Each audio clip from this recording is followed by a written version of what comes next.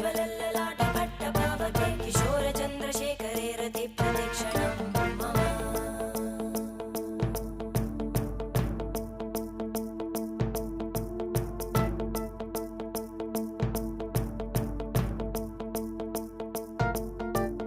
धराधरेन्द्रनन्दिनी विलासबन्धुबन्धुरा स्फुरद्दिगन्तसन्तति प्रमोदमानमानसे कृपाकटाक्षधोरणी निरुद्धदुर्धरापदि क्वचिद्दिगम्बरे मनोविनोदमेतु वस्तुनि